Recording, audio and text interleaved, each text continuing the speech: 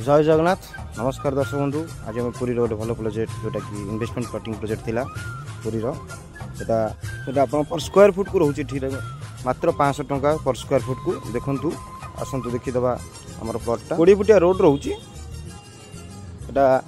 NH को पूरा लागिकी रोचे जोटा कि आपंकर कपिलेश्वरपुर गाँ भीतर को जाइए जगन्नाथ ब्रह्मगिरी रोड को टच होगी आपण इन्वेस्टमेंट यहाँ सबुठ बेस्ट पटा जगह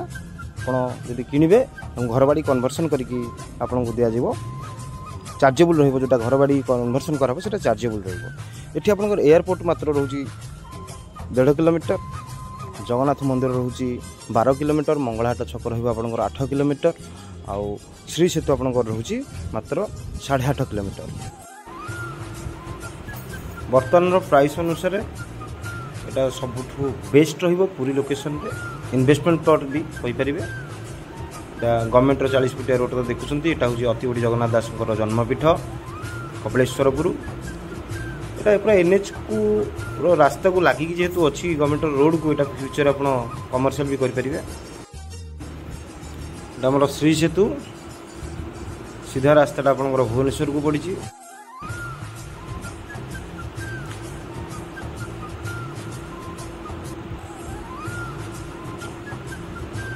पूरी भल डिमांडिंग लोकेशन में आमर प्लॉटिंग रोची 3-3टा प्लॉट जो आज देखू आपड़ देखु आपण इन्वेस्टमेंट प्लॉट बा हाई डिमांड प्लॉट बा रेसिडेंशियल प्लॉट कमर्शियल रहिला रेसिडेंशियल भी रहिला आउ इन्वेस्टमेंट प्लॉट भी रहिला एटा आमर श्री सेतुर बाईपास जोटा अच्छी श्री सेतु ओवरक्रॉस करी ओवरब्रिज आप देखिपे आगे अच्छी जोटा ओवरब्रिज देकी आप डायरेक्ट कार पार्किंग जाई करूछंती ये आप जो लाइट सिस्टम सब बड़ बड़ अच्छी यहाँ हूँ न्यू बस स्टैंड मंगलाहाट छक टू आप राइट गले न्यू बस स्टैंड पड़ो आसपटे आसवे ओवरब्रिज उपर आम ठियाईचु सीधा गले कार पार्किंग को रास्ता रही है कार पार्किंग करके डायरेक्ट जगन्नाथ मंदिर को डायरेक्ट एंट्री करेंगे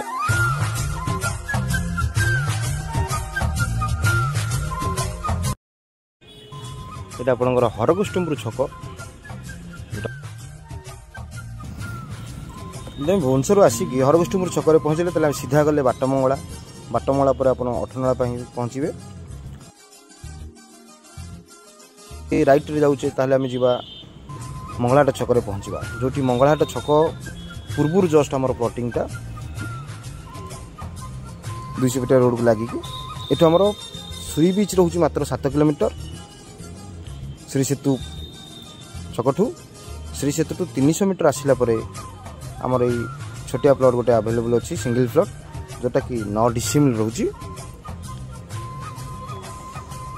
गवर्नमेंट 200 फुटिया NH को लागिकी आपंकर ये 9 डिसिमिल जगह अच्छी जोटा कि पर स्क्वायर फुट आपन को